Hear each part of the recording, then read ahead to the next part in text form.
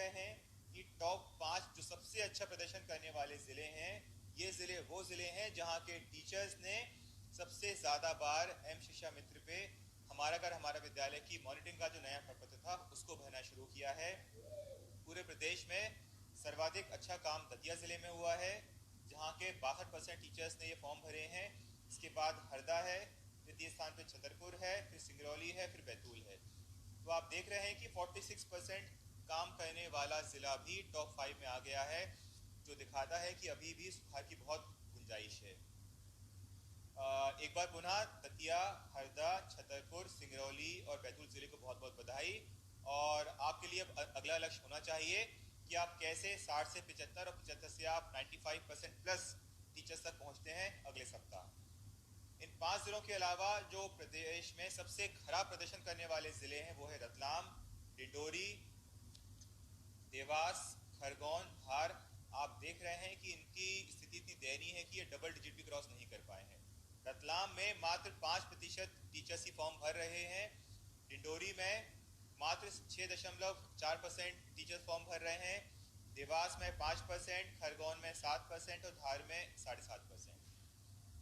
Interestingly आप देखें कि हमारे प्रदेश के जो 5 सबसे ज़्यादा कोरोना से प्रभावित ज़िले हैं, उसमें इन 5 ज़िले का नाम नहीं आ रहा है, खरगोन छोड़कर। इसके बाद भी इन ज़िलों का जो प्रदर्शन है वो बहुत ख़राब है। और निश्चित तौर पे ज़िला स्तर की टीम को, ब्लॉक स्तर की टीम को और संकुल स्तर की टीम को बहुत मेहनत करने की आवश्यकता है, मॉनिटरिंग करने की आवश्यकता है और ये सुनिश्चित करना है कि आने वाले सप्ताह में इस तरह का खराब प्रदर्शन हमें देखने को ना मिले। मैं पुनः रिपीट करूंगा, इन 5 ज़िलों के अलावा अन्य ज़िले हैं जिनका नाम अभी नहीं लिया है, लेकिन आप प्रतिदिन लॉगिन करके देख सकते हैं कि किस ज़िले की स्थिति क्या है।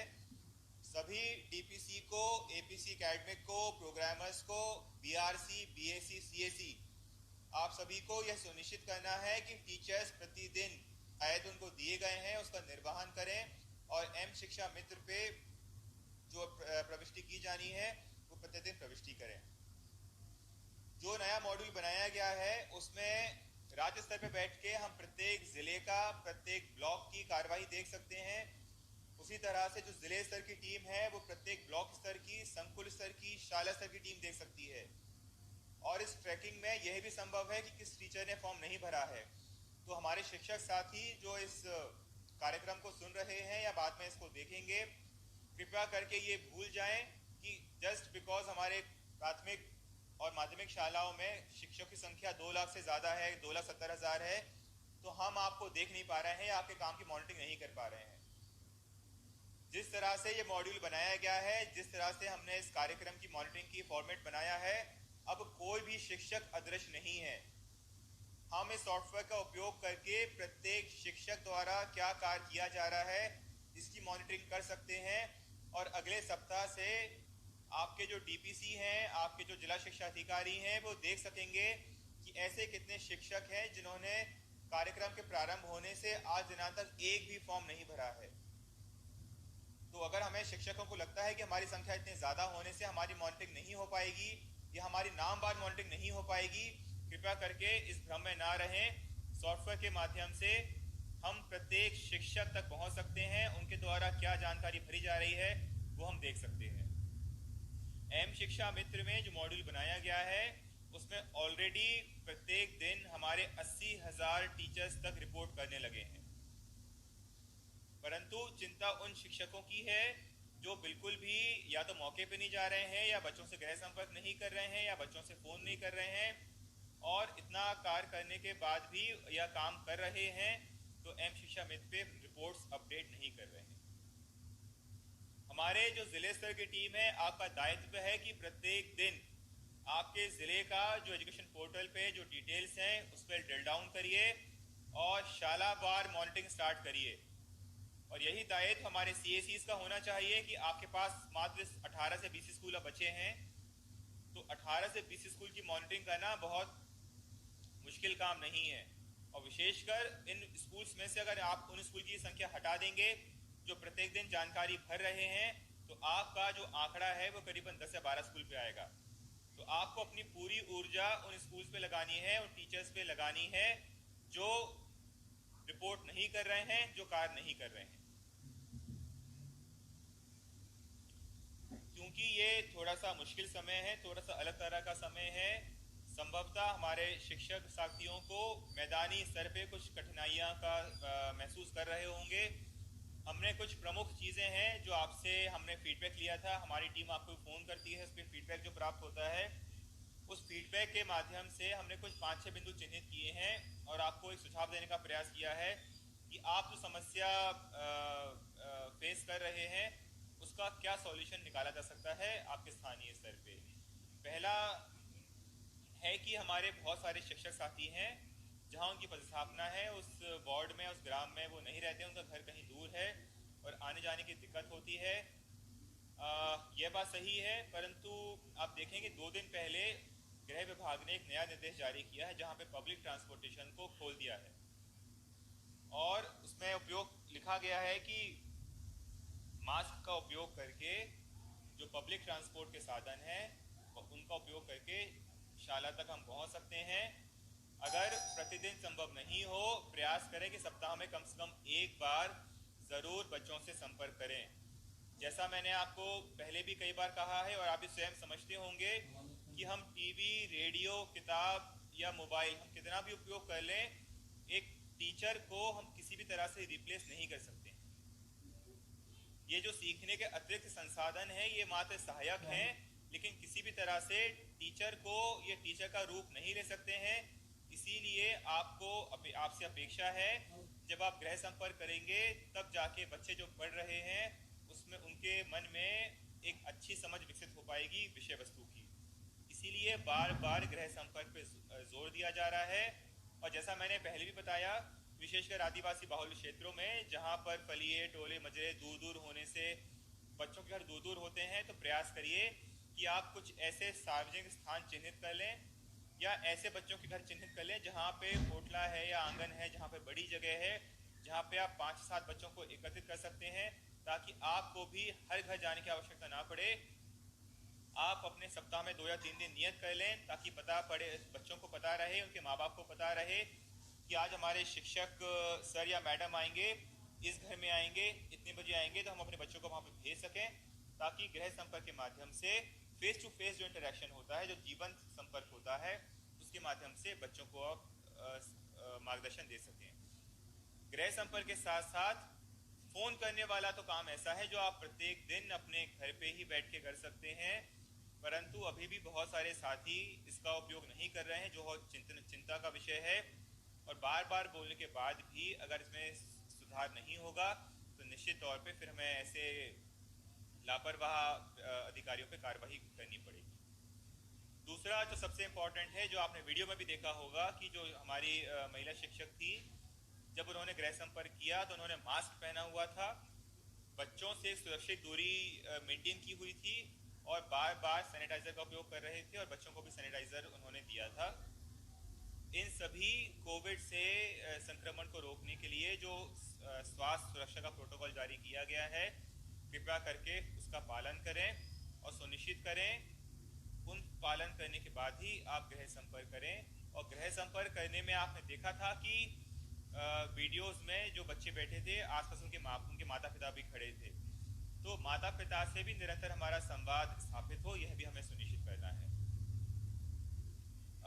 एक डाउट हमारे शिक्षक साथियों ने और रेज किया था कि कक्षा 1 में, क्योंकि बच्चे पहली बार न प्रवेशी बच्चे हैं, उनका एंडलाइन नहीं हुआ है, तो हम उनके बच्चों को सीखने के समूह कैसे बनाएं।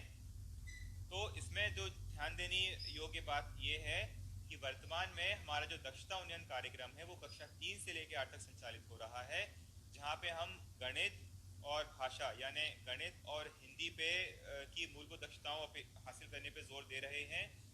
कक्षा 1 और 2 का जो पाठ्यक्रम है वो पाठ्य पुस्तक आधारित ही है, इसीलिए उन बच्चों को पाठ्य पुस्तक आधारित ही हमें फीडबैक देना है और मार्गदर्शन देना है।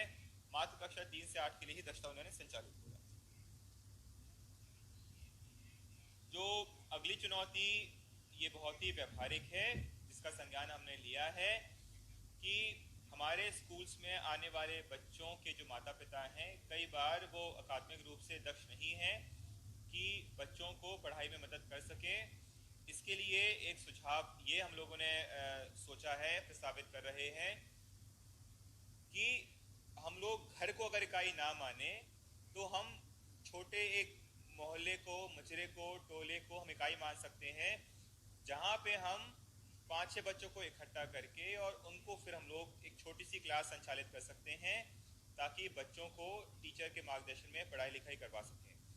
दूसरा यह भी महत्वपूर्ण है कि यह संभावना हो सकती है कि माता पिता पढ़े लिखे ना हो, परंतु इसके साथ ही यह प्रबल संभावना भी ज्यादा रहेगी उस घर में कोई ना कोई बड़ा बच्चा होगा जो पढ़ा लिखा होगा या जो ऑलरेडी स्कूल जा रहा होगा। तो जब हम माता पिता को कहते हैं तो माता पिता में बड़े भाई बहन भी शामिल हैं जिनकी देख रेख में बच्चे पढ़ाई कर सकते हैं। हमें यह सुनिश्चित करना है कि यदि घर में माता पिता साक्षर ना हो, बच्चों की पढ़ाई में मदद नहीं कर सकते हो, तो घर में जो भाई बहन बड़े हों, कम से कम वो भाई बहन बच्चों की पढ़ाई में सहयोग कर सकते हैं। एक बिंदु और सामने आता है कि कई बार कृषि कार्य में लगे हुए या स्वरोजगार में लगे हुए जो पालक हैं वे अपने बच्चों को साथ ले जाते हैं, जिसके कारण बच्चे पढ़ाई नहीं कर पाते हैं। ये पुनः बहुत बड़ी व्यवहारिक चुनौती है, लेकिन इस चुनौती का समाधान भी हमारे टीचर्स के, हमारे शिक्षक के हाथ में ही है। जितना ज़्यादा आप माँ बाप से मिलेंगे, उन्हें प्रेरित करेंगे, उनसे संपर्क स्थापित करेंगे, उतने ज़्यादा ही बच्चे पढ़ पाएंगे। आज की एक बहुत बड़ी खबर यह भी है कि केरला में जो एक बहुत बड़ा एक प्रतियोगी परीक्षा होती है, वहाँ पे एक माइग्रेंट श्रमिक जो हमारे कई पालक जो बाहर माइग्रेट कर जाते हैं ज़िले के बाहर या स्टेट के बाहर, उनकी बच्ची है, उसने स्टेट में टॉप किया है। और वो बच्ची टॉप इसलिए कर पाई क्योंकि जो शिक्षक थे उन्होंने निरंतर उनके माँ बाप को समझाया, उनको हौसला दिया कि आपको अगर आजीविका के साधन के कारण अगर आपको माइग्रेट करना है तो आप जा सकते हैं, लेकिन कम से कम बच्चों का स्कूल न छुड़वाएं। और उनके माँ बाप ने यह बात समझी और जिसका परिणाम यह है कि उस बच्ची ने, एक माइग्रेंट श्रमिक की बच्ची ने पूरे स्टेट में टॉप किया है। एक मुद्दा और फील्ड में देखने में आया है कि डेटा रिचार्ज है वो कई बार एक कॉस्टली ऑप्शन होता है कई माता पिता के लिए, इसलिए वो नियमित रूप से अपना जो डेटा है वो रिचार्ज नहीं करा पाते, जिस कारण हमारे बच्चे जो हैं वो व्हाट्सएप वीडियो नहीं देख पा रहे हैं। ये बात सही हो सकती है, लेकिन इसके लिए पुनः हम पालक से संपर्क कर सकते हैं, बात कर सकते हैं, उनसे संवाद स्थापित कर सकते हैं कि कम से कम अवधि के लिए भले चाहे लेकिन बच्चों को मोबाइल ज़रूर उपलब्ध कराएं, थोड़ी देर के लिए ही सही। इसके बाद भी यदि मोबाइल उपलब्ध नहीं हो पा रहा है तो हम ऐसे बच्चों की मैपिंग कर लें जिनके पास मोबाइल है, उनके माता पिता की आर्थिक स्थिति थोड़ी सी बेहतर है, वो नियमित रूप से अपना डेटा रिचार्ज कराते हैं, और उन बच्चों के ग्रुप बनाकर उनको ऐसे बच्चों से जोड़ दें जिनके पास मोबाइल नहीं है।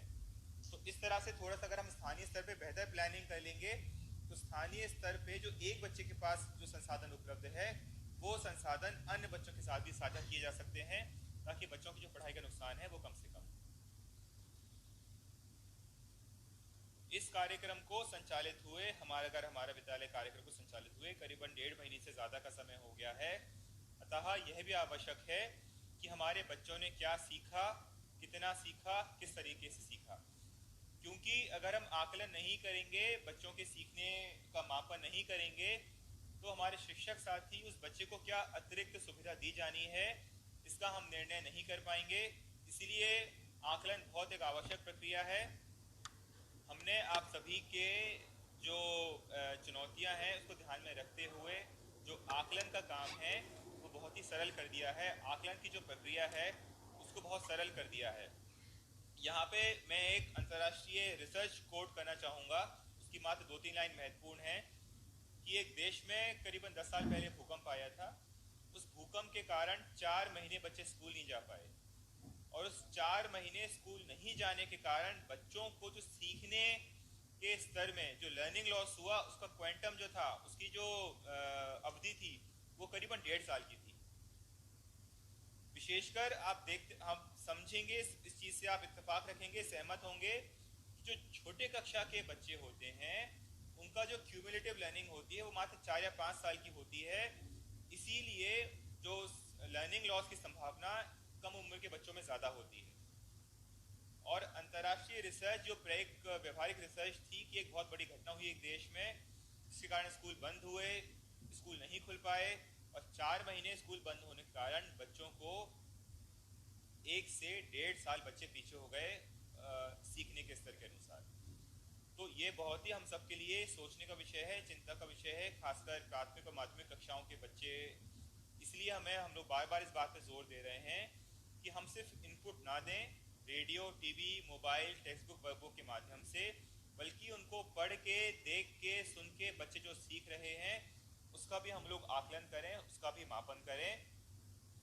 अब हम आते हैं कि ये प्रक्रिया क्या होगी।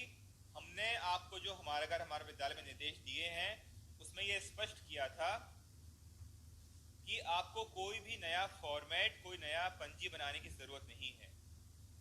पिछले अकादमिक सत्र में जब हमने बेसलाइन किया, फिर एंडलाइन किया, हमने एक ही प्रारूप का यूज किया था। तो वर्ष 19-20 में जब एंडलाइन हुआ, उस एंडलाइन का जो प्रपत्र है हमें उसी को उपयोग करना है।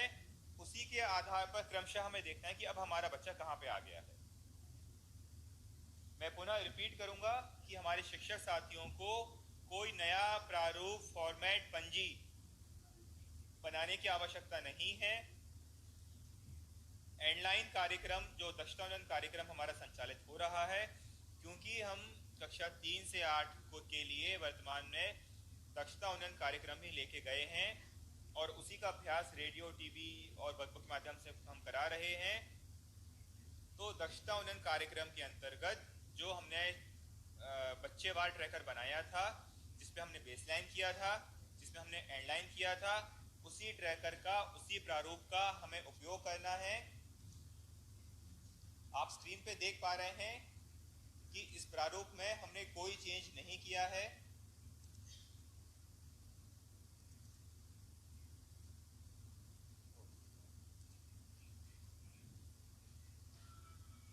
और आप देख रहे हैं ये एग्जैक्टली सब वही चीज है जो हमने पहले से दी हुई है, दक्षता उन्नयन की ट्रैकिंग के लिए फॉर्मेट। और ये हिंदी के लिए है, इस तरह से मैथ्स के लिए भी है। आप देख रहे हैं कि जब आपने ट्रैकर पहले भरा होगा तो आपने यहाँ पे बच्चे का नाम लिखा होगा, यहाँ पे उसकी कक्षा लिखी होगी, और यहाँ पे अलग अलग जो बच्चे ने जो उच्चतम दक्षताएं जो हासिल कर ली हैं उस पर आपने क्लिक किया होगा। उदाहरण के लिए अगर बेस लाइन के समय बच्चा अक्षर के स्तर पे था और एंड लाइन के समय अगर बच्चा मात्रा के स्तर पे पहुंच गया है, तो मात्रा का जो स्तर है वो 18-19 का एंड लाइन का स्तर था, और ये एंड लाइन अब हमारे इस अकादमिक सत्र का बेसलाइन बन जाएगा और हमें फिर आगे के कॉलम में बच्चों की प्रविष्टि करनी है। लेकिन ध्यानपूर्वक यह भी देखना है, जब आप पहली बार बच्चे का असेसमेंट करेंगे, जब पहली बार आप चेक करेंगे, तो यह भी सुनिश्चित कर लें कि स्कूल बंद होने के कारण बच्चा वापस क्या मात्रा से अक्षर पे तो नहीं आ गया है। ये बहुत महत्वपूर्ण पहलू है और ये तभी संभव हो पाएगा जब आप बच्चे को आराम से बिठाएंगे, गृह संपर्क करेंगे और जो आपके पास टूल उपलब्ध है उसका उपयोग करके आप चेक करेंगे कि बच्चे का वर्तमान में सीखने का स्तर क्या है। और जो निर्देश हमने जारी किए हैं, कल निर्देश आपको नए सिरे से जारी हो गए हैं, उसमें स्पष्ट किया है कि जो आकलन की कार्यवाही है ये सतत रूप से चलती रहेगी और 1 महीने में 2 बार आपको बच्चे के गृह संपर्क जब आप करेंगे तो आपको ये मापन करना है कि बच्चा है वो किस तरह से प्रगति कर रहा है।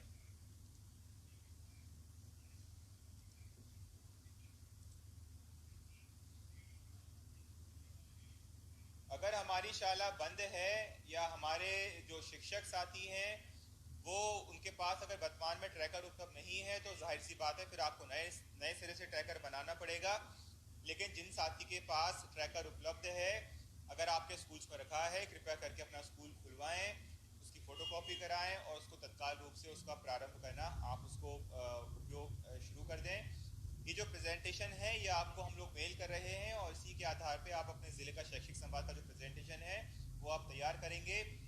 यहाँ पे हम लोग जो बार बार इस बात पे जोर दे रहे हैं, स्कूल बंद हैं लेकिन हमारी सीखने की प्रक्रिया प्रारंभ है और हमने हमारा विद्यालय को ऑलरेडी 6-7 सप्ताह हो चुके हैं।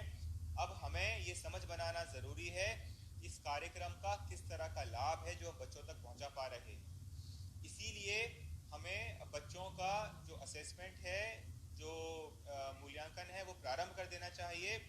और ये मूल्यांकन भी हमें चाइल्ड वाइज यानी बच्चे वार हमें प्रारंभ कर देना चाहिए।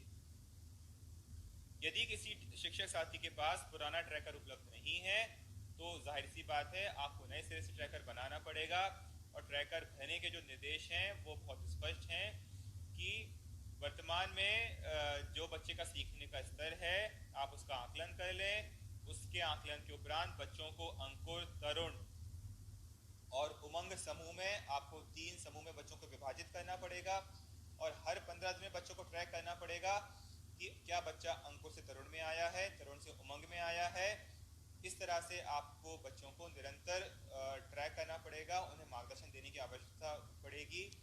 और ट्रैकर भरने का जो एक सबसे साधारण और सरल नियम है वो ये है कि उस ट्रैकर में जितनी भी सीखने के स्तर दिए गए हैं, जो उच्चतम स्तर होगा उस पर आपको टिक करना है, एक सही का निशान लगाना है लाल पेन से और डेट लिखनी है, ताकि आप ट्रैक कर सकें कि क्या बच्चा 7 दिन में या 15 दिन में या 20 दिन में एक समूह से दूसरे समूह में प्रगति कर रहा है।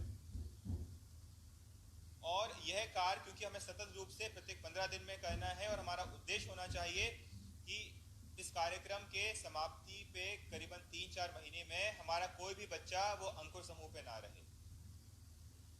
और इसीलिए हमने बहुत ही सावधानी पूर्वक, और आपको पहले भी इशारा किया था और निर्देश में भी जिक्र किया इस बात का, कि हमें सबसे ज्यादा जो सपोर्ट है वो अंकुर स्तर पे जो बच्चे हैं उनको देने की आवश्यकता है।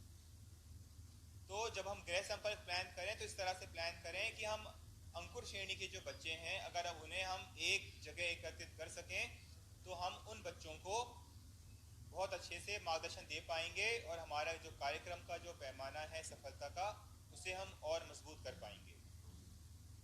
आकलन की जो दूसरी प्रक्रिया है जो गृह संपर्क जो आप करेंगे, इसके साथ साथ जिन बच्चों के पास व्हाट्सएप है, हमारे बहुत सारे शिक्षक साथी व्हाट्सएप को बहुत अच्छा उपयोग कर रहे हैं, कृपया करके वो कंटिन्यू रखें, वो सुनिश्चित करें कि व्हाट्सएप के माध्यम से बच्चे जो अभ्यास कर रहे हैं, जो गतिविधि कर रहे हैं, अपनी कॉपी पे उसका फोटो आपको भेजें और आप उसको जांच करके बच्चों को कमेंट्स दें। इससे बच्चों को एक लगेगा कि हमारे टीचर हमसे निरंतर जुड़े हुए हैं, हमारी चिंता कर रहे हैं और जो भी हम नोट शीट या नोटबुक का जो हम पन्ना भेजते हैं टीचर उसको चेक करके अपना फीडबैक दे रहे हैं।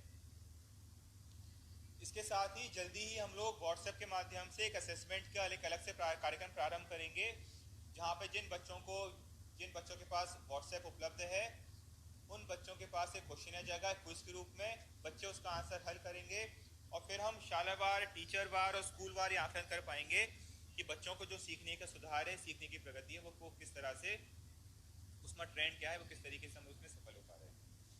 तो इस तरह से हमारा पहला जो चरण है, पहला एजेंडा बिंदु है वो समाप्त होता है हमारा विद्यालय का। मैं पुनः रिपीट करूंगा, दोहराना चाहूंगा कि जो 3-4 अहम बिंदु जो हमें ध्यान देने की आवश्यकता है कि निश्चित तौर पे इस कार्यक्रम की सफलता का श्रेय हमारे टीचर्स को जाता है, हमारे बीएससी, सीआरसी, हमारे ब्लॉक स्तर की टीम, आप सभी ने निश्चित तौर पे बहुत मेहनत की है इस कार्यक्रम को सफल बनाने में। परंतु क्योंकि अभी स्कूल्स हाल फिलहाल नहीं खुल रहे हैं, इसीलिए हमें इन प्रयासों को निरंतर रखने की आवश्यकता है। दूसरा बिंदु, गृह संपर्क, बच्चों से संपर्क करना बहुत ही आवश्यक है। बच्चे क्या सीख रहे हैं इसका आकलन करने के लिए नियमित रूप से ट्रैकर भरा जाए। और चौथा बिंदु, एम शिक्षा मित्र पे जो शिक्षा सेतु का मॉड्यूल बनाया गया है, प्रत्येक दिन टीचर उसमें जानकारी भरें और हमारे जिले स्तर की टीम, ब्लॉक स्तर की टीम और संकुल स्तर की जो टीम है, आपका ये दायित्व है कि अब आप शालावार और शिक्षकवार जो मॉनिटरिंग है वो शुरू कर सकें। ऐसा कोई भी डेटा नहीं है जिसके लिए आपको भोपाल या राष्ट्रीय शिक्षा केंद्र पर निर्भर रहना पड़े।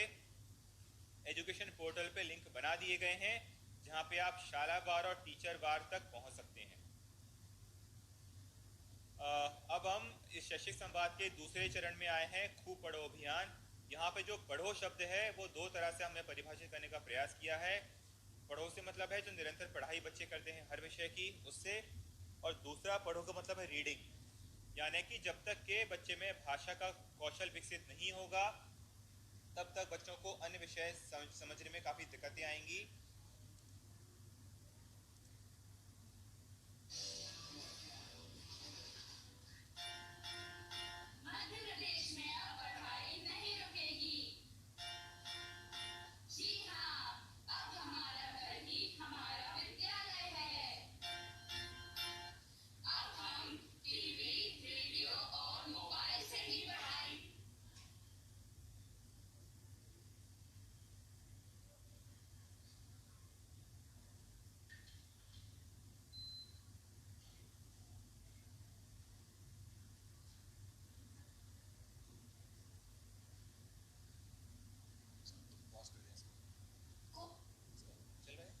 लाइव हो गया रिज्यूम।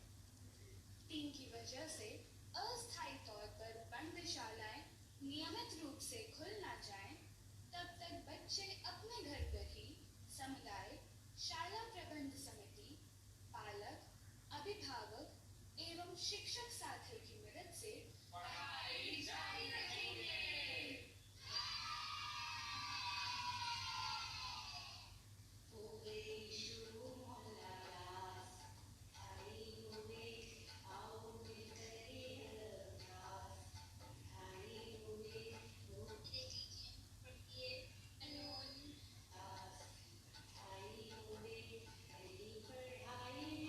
आप देख रहे हैं कि किस तरह से जो बच्चे हैं वो इतने प्रोत्साहित हैं, क्योंकि उनके टीचर्स उनसे लगातार जुड़े हुए हैं, उनसे बात कर रहे हैं। और बच्चे जो वर्कबुक में जो अभ्यास कर रहे हैं उसकी कॉपी अपने टीचर को भेजते हैं। और जो उनकी मैडम है डॉक्टर वंदना दुबे, ये उनका वीडियो है जो बैतूल में कार्यरत है। ये उनकी सक्सेस स्टोरी है कि किस तरह से उन्होंने रुचि लेकर अपने बच्चों को जोड़ा और अब व्हाट्सएप ग्रुप पे निरंतर अपने बच्चों को फीडबैक दे रहे हैं, जिससे बच्चे रोज़ उत्साहित होकर उन्हें और अपने वर्कबुक्स तरह से भेज रहे हैं। आप देख रहे हैं कि एक कमेंट भी दिया गया है, सिर्फ वापस नहीं किया गया है। इस सिंपल से शब्द से, एक साधारण से छोटे से शब्द से बच्चों का जो मोटिवेशन लेवल है वो बहुत बढ़ता है। बच्चे प्रोत्साहित होते हैं लगातार पढ़ने के लिए। ये एक महत्वपूर्ण बात है, इसलिए मैं पुनः वीडियो को रोका है कि किस तरह से जो शिक्षक साथी हैं वो स्थानीय संसाधनों का उपयोग कर अपना एक नेटवर्क है वो बढ़ा रहे हैं। उनके पास हर घर में पहुंचने के लिए बहुत ही व्यवहारिक कठिनाइयाँ थी, इसीलिए उन्होंने बहुत ही समझदारी का परिचय देते हुए घर में जो बड़े बच्चे हैं उनको इस कार्यक्रम से जोड़ा, और जो बड़ी बहन है वो अपनी छोटी बहन को पढ़ा रही है। इस तरह का जो प्रयास है अन्य शिक्षक भी कर सकते हैं। मैं एक तरह की बड़ी बहन हूँ और मैं उनसे रोज पढ़ाती हूँ, और मैं 9th क्लास में पढ़ती हूँ और एक 7th क्लास में पढ़ती है। हम दोनों कन्या शाला स्कूल में पढ़ते हैं। और आपने जो वीडियो भेजा था उससे मैंने इसे पढ़ाया है। ये देख लीजिए, ये विलोम शब्द है और इधर पीछे साइड पर्यायवाची शब्द भी हैं जो कि इकरा को मैंने पढ़ाया है। और आप जो वीडियो भेजती हो इकरा को पढ़ा के मैं आपके पास फोटो भिजवा देती हूँ और इसे मैं रोज पढ़ने के लिए याद दिलाती हूँ। और नमस्ते मैम। तो आप देख रहे हैं कि हमारी एक और महिला शिक्षक श्रीमती साधना दुबे जी ने कितनी मेहनत की, कितना अच्छा काम किया, और अपने व्यक्तिगत प्रयासों से भी माता पिता के साथ साथ घर में जो बड़े भाई बहन हैं उनको भी जोड़ने का प्रयास किया।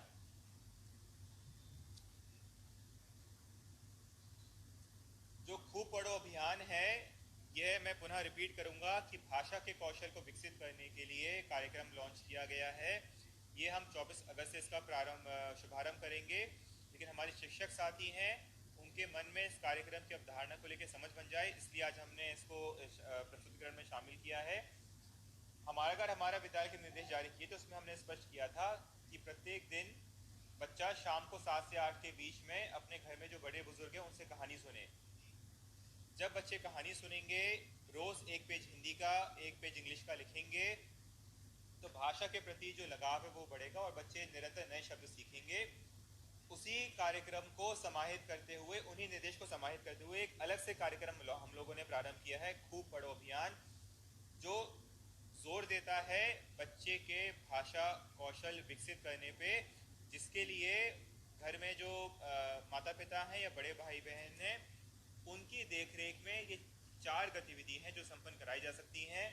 पहला है सुनना बोलना, भाषा का जो सबसे सशक्त माध्यम है सीखने का वो सुनना बोलना है।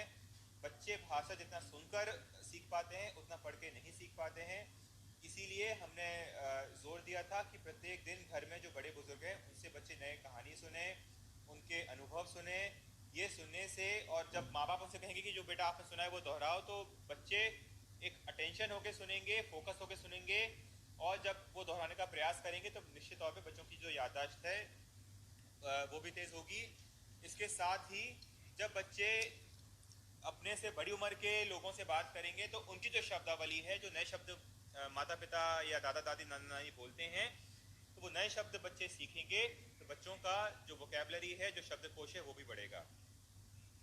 दूसरा जो खूब पढ़ो अभियान का अभिन्न अंग है कि हमने, क्योंकि अब पाठ्य पुस्तक का वितरण कर दिया है, उन पाठ्य पुस्तकों में जो कहानी है, कविता है, बच्चे उनको रोज पढ़ें, तेज आवाज में पढ़ें, ऊंची आवाज में पढ़ें, और यथासंभव प्रयास किया जाए कि जब बच्चे यह रीडिंग कर रहे हों तो घर के में माता पिता या भाई बहन वो मौजूद रहें, ताकि वो बच्चों को बता सकें कि अगर उन्होंने किसी शब्द का गलत उच्चारण किया है या किसी शब्द का वो उच्चारण नहीं कर पा रहे हैं तो इस काम में बच्चे की मदद करें।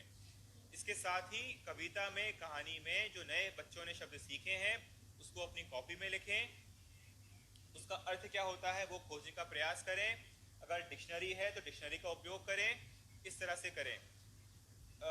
इसके साथ ही लिखने में भी जो हम लोगों ने कहा है कि पहले बहुत सारे, जब हम लोग हमारे जो टीचर्स हैं, जब आपने भी स्कूल्स में होंगे, तो उस समय आलेख, सुलेख, श्रुत लेखन कार्य होता था, इस पर बहुत महत्व दिया जाता था कि हमारे घर में जो शिक्षक साथी हैं, स्कूल में जो शिक्षक साथी हैं, घर में जो बड़े बुजुर्ग हैं, वो डिक्टेशन दे रहे हैं और बच्चे उसको अपनी कॉपी पे लिखने का प्रयास कर रहे हैं, और फिर जो टीचर थे उसको चेक करते थे, बच्चों को बताते थे कि कहाँ पे आपने गलत मात्रा लगाई है, कहाँ पे आपने गलत शब्द लिखा है। तो ये सब जो भाषा के कौशल के सीखने के जो अलग अलग तरीके हैं, इन सभी को समाहित करके हमने खूब पढ़ो अभियान बनाने का प्रयास किया है। और जब शिक्षक साथी बच्चों से गृह संपर्क करेंगे आने वाले सप्ताह से, तो ये सुनिश्चित करेंगे कि खूब पढ़ो अभियान में हमें भाषा के कौशल सीखने पे बहुत ज़्यादा जोर देना है। इसके जो विस्तृत निर्देश हैं हमने कल ऑलरेडी जारी कर दिए हैं, एजुकेशन पोर्टल पे पत्र है वो अपलोड किया जा चुका है। आपको सुनिश्चित करना है कि जो भाषा सीखने की जो अलग अलग स्तर होते हैं, सुनना, बोलना, पढ़ना, लिखना, इन तीनों का ही उपयोग कर हमारे बच्चे भाषा के कौशल को तेजी से सीख सकें। इसमें एक रोचक पहलू यह भी है कि कई बार बच्चों को भाषा सीखने का जो प्रयास है वो नीरस ना लगे, उसको रोचक बनाने के लिए खेल खेल में बच्चे कैसे भाषा सीख सकते हैं, हमने 1 मिनट का खेल बनाया है, जिसमें एक बच्चा, अगर बच्चों का एक समूह है, 2-3 बच्चे घर में उपलब्ध हैं, जिनके पास मोबाइल है वो मोबाइल का उपयोग करें, जिनके पास घड़ी है वो घड़ी का उपयोग करें, और यह खेल खेलें कि 1 मिनट में कितने शब्द बच्चे पढ़ सकते हैं, कितने शब्द बच्चे लिख सकते हैं याद कर, सोच कर, और बारी बारी बच्चे खेल सकते हैं। तो जब इसको हम खेल के माध्यम से कराएंगे तो 1-2 बार जब टीचर्स इसको सिखा देंगे तो टीचर्स के अनुपस्थिति में भी बच्चे आपस में इन गेम्स को अच्छे से खेल पाएंगे। जिस तरह से हमने खूब पढ़ो अभियान में भाषा को खेल खेल के माध्यम से सिखाने का एक प्रावधान किया है, उसी तरह गणित के खेल हैं वो भी बच्चे आपस में खेल सकते हैं। गणित का आप देखेंगे नैस का एक प्रमुख लर्निंग आउटकम था जिसमें बच्चे अच्छा परफॉर्म नहीं कर पा रहे थे नैस के दौरान, वो था आकृति, ज्योमेट्री की समझ, पैटर्न की समझ।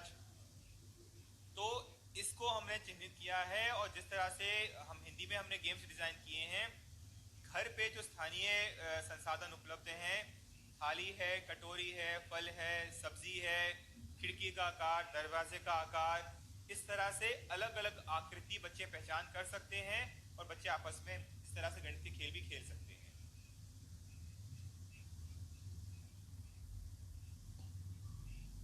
रीडिंग हैबिट में हमें क्या करना है और किस तरह से बच्चे इसको खेल खेल में सीख सकते हैं, उसका एक छोटा सा उदाहरण है, आप देखेंगे इस वीडियो में। अभी आपको एक बच्चा दिख रहा है और वो कहानी पढ़ने का प्रयास कर रहा है।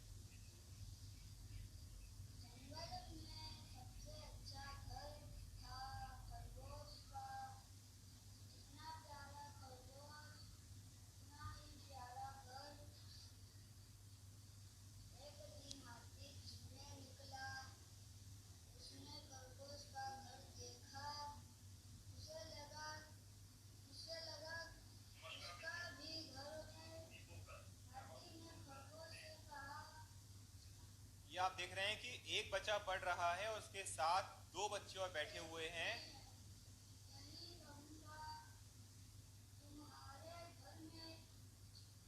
तो इस तरह के जो रीड अलाउड यानी जोर जोर से पढ़ने की जो आदत है वो बच्चे विकसित कर सकते हैं।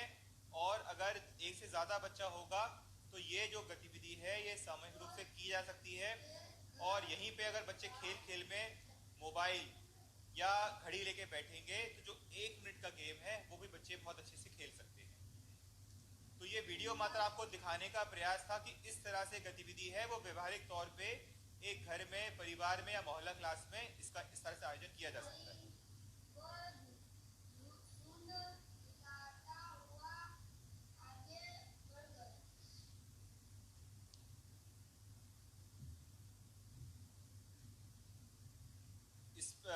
इसमें एक चीज और हमें ध्यान देने की बात है कि कई बार पाठ्य पुस्तक के साथ साथ यदि किसी बच्चे को कोई अन्य रोचक किताब अगर भाती है, उसे अच्छी लगती है, तो उसका भी उपयोग कर सकते हैं। ज़रूरी नहीं कि हमारे जो टेक्स्ट बुक या पाठ्य पुस्तक हमने बांटी है या बच्चों को दी गई है सिर्फ उसी का उपयोग किया जाए रीडिंग के लिए। खूब पढ़ो अभियान में पुनः हमारे शिक्षक साथियों की भूमिका बहुत अहम रहेगी। आप चाहें तो शिक्षक साथी बच्चों को प्रेरित कर सकते हैं कि बच्चे जो रीड अलाउड जोर जोर से पढ़ने वाले जो वीडियोस हैं या ऑडियो हैं वो बच्चे रिकॉर्ड करके अपने टीचर को भेज सकते हैं। टीचर उसको सुन के बच्चों को पुनः कमेंट दे सकते हैं। आज के शैक्षिक संवाद का जो तीसरा चरण है वो है सीएम राइज कार्यक्रम, जो बहुत ही महत्वपूर्ण कार्यक्रम है। शिक्षकों के प्रशिक्षण एवं उनके व्यावसायिक उन्नयन को दृष्टिगत रखते जो बनाया गया है। वर्तमान में 7 जो प्रशिक्षण कार्यक्रम है वो जारी किए जा चुके हैं, लेकिन आप देख रहे हैं कि मई के महीने में हमारे जो आंकड़े थे पंजीकरण के और कोर्स पूरा करने के, धीरे धीरे इन आंकड़ों में गिरावट आ रही है। और जैसा हमने पहले भी आपको इंगित किया है कि हमारे लिए आंकड़े इतने महत्वपूर्ण नहीं है जितना महत्वपूर्ण है कि इस तरह के जो बहुत अच्छे और सोच समझ के साथ जो कोर्सेज डिजाइन किए गए हैं, शिक्षक की भूमिका, प्रभावी शिक्षण का आधार, दूरस्थ शिक्षण, हमारा घर हमारा विद्यालय का परिचय, छात्रों और पालकों से गुणवत्तापूर्ण बातचीत, शिक्षकों और पालकों की साझेदारी, इतने सोच समझ के जो कोर्स विकसित किए गए हैं, धीरे धीरे इनका जो पंजीकरण है वो कम होता जा रहा है और कोर्स पूर्ण करने की जो गति है वो और कम होती जा रही है। उदाहरण के लिए हमारा घर हमारा विद्यालय का जो कार्यक्रम है, जो कोर्स है, हमने उसको 10 जुलाई को लॉन्च किया था और 1 महीने के बाद भी अभी भी प्राथमिक कक्षाओं और माध्यमिक कक्षाओं में पढ़ाने वाले करीबन 40,000 शिक्षक ऐसे हैं जिन्होंने अभी तक पंजीकरण ही नहीं किया है। उसी तरह से जब हमने आपको कार्यक्रम में बताया है कि गृह संपर्क करना है और गृह संपर्क करने के दौरान, बच्चों से संवाद करने के दौरान, पालकों से संवाद करने के दौरान आपको किन किन बिंदुओं पर ध्यान देना है, उसके आधार पर यह बहुत अच्छा कोर्स हम लोगों ने निर्मित किया था, जो 23 जुलाई आज से करीबन 25 दिन पहले लॉन्च हुआ था। उसमें जो पंजीयन है मात्र 2,02,000 है और कोर्स करने वाले जो टीचर्स हैं मात्र 1,90,000 है। और कोविड के दौरान क्योंकि अभी शाला नहीं खुलनी है, बहुत लंबे समय तक बच्चों को माता पिता या बड़े भाई बहन की देखरेख में भी अपनी पढ़ाई जारी करेंगे। वो किस तरह से होगी, उसमें टीचर्स की भूमिका क्या है, शिक्षक की भूमिका, पालक की भूमिका क्या है, इसके लिए जो कोर्स तैयार किया था इसमें मात्र 1,74,000 यानी अभी भी ऑलमोस्ट 1,00,000 से 90,000 से 1,00,000 टीचर्स हैं, उन्होंने अभी पंजीकरण नहीं कराया। यह चिंता का विषय इसलिए है क्योंकि हमारा जोर आंकड़ों पे नहीं है, परंतु टीचर्स के लिए जो ट्रेनिंग मॉड्यूल बनाए गए हैं, अगर टीचर्स इसका उपयोग नहीं करेंगे तो फिर ये हमारी कहीं ना कहीं विफलता दर्शाता है कि हमने इतना अच्छा ऑनलाइन प्रशिक्षण कार्यक्रम तैयार किया है। शिक्षकों की सीखने की गति उनकी सुविधा को देकर कि जब उनके पास खाली समय हो तब इन कोर्सेज का वो उपयोग कर सकते हैं। इसके बाद भी अभी भी धीरे धीरे ये जो गैप है वो बढ़ता जा रहा है। अगर हम ज़िले की बात करें तो हमारे जो सबसे अच्छा प्रदर्शन करने वाले ज़िले हैं, इसमें हमने जो कोर्स 5, 6, 7 यानी हमारे जो सबसे लेटेस्ट कोर्स हैं उसका जो कंबाइंड आंकड़ा है वो हमने लिया है और कक्षा 1 से लेकर 8 के टीचर से मात्र उनको से सम्मिलित किया है। सबसे 3 अच्छा प्रदर्शन करने वाले ज़िले हैं। इसके बाद हरदा, बैतूल, अनूपपुर, छिंदवाड़ा, उमरिया, उज्जैन, देवास। आप सभी सबसे अच्छा 10 प्रदर्शन करने वाले ज़िलों को बहुत बहुत शुभकामनाएं, बहुत बहुत बधाई। आप सभी टीपीसी ज़िलों के टीपीसी को, एपीसी कैडमिक को, डाइट प्राचार्य को, डाइट फैकल्टी को भी बधाई। अब आपको सुनिश्चित करना है कि यह जो मेहनत है ये जारी रहे और आपका अगला लक्ष्य जो हो 90 से 90%। इन्हीं ज़िलों की अपेक्षा हमारे बहुत सारे ज़िले ऐसे हैं जो आप स्क्रीन पे देख सकते हैं, जिनको उपलब्धि का जो स्तर है मात्र 60 से 70% है। परंतु चिंता हमारी इन ज़िलों में हो रही है जहाँ पे अभी बहुत मेहनत करने की आवश्यकता है, और सबसे कमज़ोर प्रदर्शन करने वाले जो ज़िले हैं उसमें सीधी प्रदेश में सबसे नीचे है, फिर रीवा, फिर भिंड, फिर खरगोन, मंडला, झाबुआ, सिंगरौली, शिवपुरी, टीकमगढ़, डिंडोरी। ये प्रदेश में टॉप 10 ज़िले हैं जिनका प्रदर्शन, बॉटम 10 ज़िले हैं जहाँ का प्रदर्शन सबसे ज़्यादा दयनीय है, सबसे ज़्यादा खराब है। यहाँ पे अभी और मेहनत करने की आवश्यकता है। इस लिस्ट में मुझे कुछ आदिवासी बहुल ज़िलों का भी नाम दिख रहा है, जिसमें झाबुआ है, मंडला है, डिंडोरी है। यहाँ इन ज़िलों के डाइट और डीपीसीज को ये निर्देश दिया जा रहा है कि आप एसी ट्राइबल के साथ बैठिए। आदिवासी विकास विभाग के जो ज़िले स्तर के अधिकारी हैं, एसी ट्राइबल हैं या ब्लॉक स्तर के जो बीओ हैं, उनके साथ बैठिए और उनको बताइए कि ट्राइबल विभाग के भी इंस्ट्रक्शंस जारी हो चुके हैं। सीएम राइज जो कार्यक्रम है वो मात्र स्कूल शिक्षा विभाग के टीचर्स का ही ट्रेनिंग प्लेटफॉर्म नहीं है, आदिवासी विकास विभाग के जो टीचर्स हैं उनको भी इसमें ट्रेनिंग लेनी है। और मैं उम्मीद करूंगा कि रीवा, सीधी, भिंड, खरगोन, मंडला, झाबुआ, सिंगरौली, शिवपुरी, टीकमगढ़, डिंडोरी, सागर, इन ज़िलों का नाम बॉटम 10 की लिस्ट से हट जाना चाहिए जब हमारा अगली समीक्षा हो।